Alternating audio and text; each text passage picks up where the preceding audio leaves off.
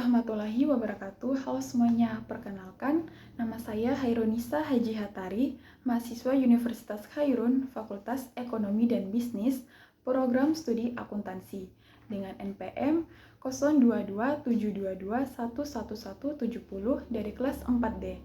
Nah, di sini saya akan menjelaskan mengenai konten analisis untuk menyelesaikan tugas mata kuliah metode penelitian dengan dosen pengampuh Bapak Dr. Suwito SE MSI AKC SRS CSRA. Nah, kita masuk pada pengertian konten analisis. Konten analisis adalah penelitian mendalam terhadap isi suatu informasi dalam media video, audio, atau tertulis. Tujuan dari konten analisis adalah untuk menggambarkan karakteristik isi dari suatu pesan. Di sini semua objek yang diteliti akan dipetakan dalam bentuk tulisan atau simbol tertentu agar dapat diinterpretasi lebih lanjut. Begitu pula dengan konten yang berjenis audio atau visual akan dituangkan kembali dalam bentuk tulisan. Dan banyak ahli di bidang ilmu sosial atau humaniora telah menjelaskan tentang konten analisis. Berikut ini pengertian konten analisis menurut para ahli. Yang pertama ada Krippendorff.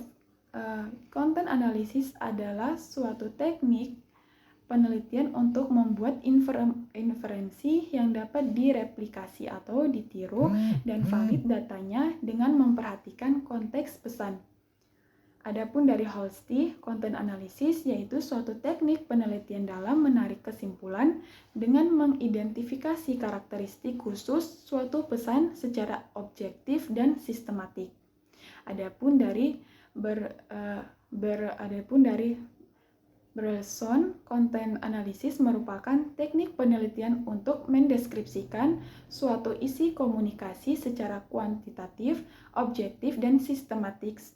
Adapun dari Stone, konten analisis adalah suatu teknik penelitian yang ditujukan untuk membuat pendekatan karakteristik tertentu di dalam teks secara sistematik dan objektif. Adapun dari Rahmat Kriyantono, konten analisis merupakan teknik sistematis untuk mengobservasi suatu pesan atau isi komunikasi yang disampaikan komunikator. Nah, berikut ini adalah langkah-langkah dalam konten analisis. Dalam melakukan konten analisis ada beberapa langkah yang perlu diperhatikan. Nah, berikut antaranya. Pertama, penentuan tujuan analisis. Tentukan tujuan analisis Anda, apakah ingin memahami pola-pola tertentu atau mencari tema-tema khusus dalam suatu konten. Adapun pemilihan materi analisis. Pilih sumber konten yang relevan dengan tujuan penelitian Anda. Nah, di sini bisa berupa artikel, buku, wawancara, atau media lainnya. Pembuatan kategori analisis. Identifikasi kategori-kategori yang akan digunakan dalam analisis. Misalnya, jika Anda menganalisis artikel tentang perubahan iklim, kategori-kategori bisa meliputi jenis perubahan, dampaknya, atau tanggapan publik. Berikutnya ada pengumpulan data. Lakukan pengumpulan data sesuai dengan kategori yang telah ditentukan. Ini bisa meliputi penyalinan teks, membuat catatan, atau memfoto konten jika diperlukan. Analisis dan interpretasi proses analisis data dan interpretasi. Identifikasi pola, tema, atau kesimpulan yang muncul dari konten yang telah diambil. Dan berikutnya ada penyusunan laporan. Di sini rangkum temuan dan kesimpulan dari analisis Anda ke dalam laporan yang terstruktur dan informatif. Hal yang bisa dianalisis dengan metode analisis konten. Di sini metode analisis konten memiliki aplikasi yang luas dan dapat diterapkan pada berbagai jenis konten. Berikut beberapa konten yang lebih rinci tentang hal-hal yang bisa dianalisis dengan metode analisis konten, yaitu ada artikel jurnal atau ilmiah. Analisis konten dapat mengidentifikasi tema-tema utama, pola bahasa, atau pendekatan penelitian yang digunakan dalam artikel ilmiah. Adapun buku, menganalisis buku untuk mengeksplorasi pesan utama, karakter, konflik, atau pesan yang disampaikan oleh penulis. Adapun laporan, nah di sini analisis dapat dilakukan untuk mengidentifikasi data penting, temuan utama atau pola yang muncul dari laporan-laporan seperti laporan keuangan atau laporan riset. Wawancara atau transkrip percakapan. Memeriksa transkrip, wawancara atau percakapan untuk mengeksplorasi pola komunikasi, tema-tema yang muncul, atau nuansa tertentu dalam dialog.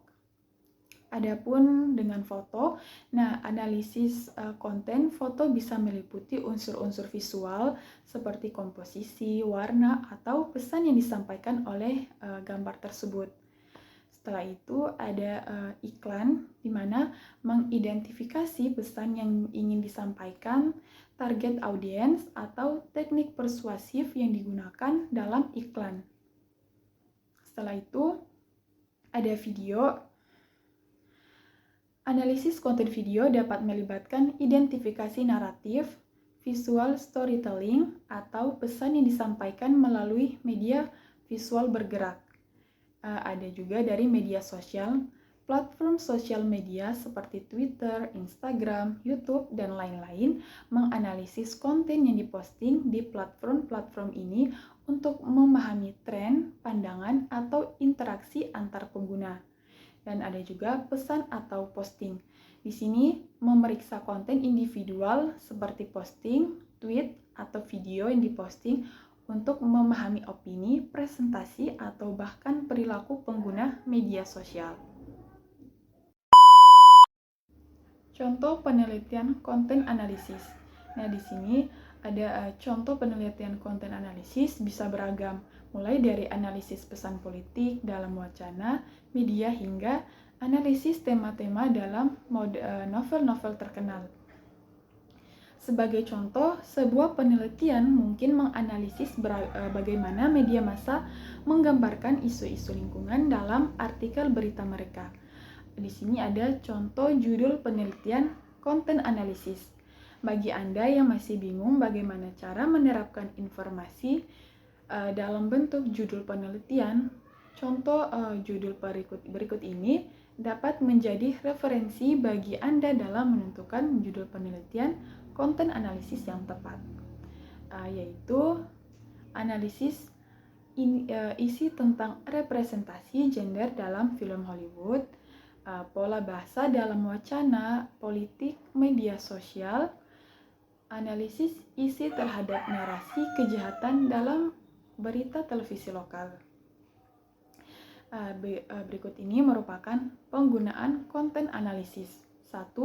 Anda dapat menggunakan konten analisis untuk membuat kesimpulan mengenai anteseden komunikasi, seperti pertama menganalisis ciri-ciri individu, setelahnya menyimpulkan aspek budaya dan perubahan, memberikan bukti hukum dan evaluatif, menjawab pertanyaan tentang kepenulisan yang disengketakan. Setelah itu ada 2, konten analisis juga digunakan untuk menggambarkan dan membuat kesimpulan yang terkait dengan karakteristik komunikasi apapun, seperti yaitu menggambarkan tren dalam konten komunikasi, mengaitkan karakteristik sumber yang diketahui dengan pesan yang mereka hasilkan, membandingkan konten komunikasi dengan standar, membangun hubungan karakteristik khalayak yang diketahui dengan pesan yang dihasilkan untuk menerima, mengekspresikan pola komunikasi yang berbeda, dan mengevaluasi teknik persuasi. Yang ketiga, konten analisis juga dapat digunakan untuk membuat kesimpulan mengenai efek dari konsekuensi komunikasi, seperti mengukur keterbacaan, menganalisis arus informasi, menilai tanggapan terhadap komunikasi. Setelahnya, keuntungan dan manfaat konten analisis. Di sini, karena konten analisis tersebar di berbagai bidang yang mencakup berbagai teks dari marketing hingga disiplin ilmu sosial.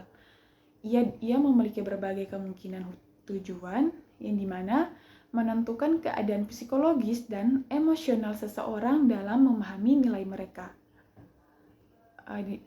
Di mana menentukan keadaan psikologi dan emosional seseorang dalam memahami niat mereka, mengungkapkan perbedaan dalam komunikasi dan konteks yang berbeda, menemukan korelasi dan pola dalam bagaimana konsep disampaikan kepada berbagai jenis audiens. Berikutnya ada target manfaatnya mengungkapkan perbedaan internasional dalam konten komunikasi dalam berbagai konteks, mendeteksi realitas propaganda dan bias dalam komunikasi, menggambarkan tanggapan sikap dan perilaku terhadap kontak, dan banyak lagi. Melalui metode konten analisis, peneliti dapat memahami lebih dalam tentang pesan yang terkandung dalam berbagai jenis konten. Di sini memberikan wawasan yang bernilai dalam berbagai bidang, mulai dari media massa hingga penelitian akademis. Dengan langkah-langkah yang sistematis, metode ini menjadi alat yang kuat untuk menganalisis dan memahami substansi dari konten yang dipilih. Baik, itulah penjelasan saya mengenai metode penelitian konten analisis. Mohon maaf apabila ada salah kata dan jangan lupa like, comment, and subscribe. Wassalamualaikum warahmatullahi wabarakatuh.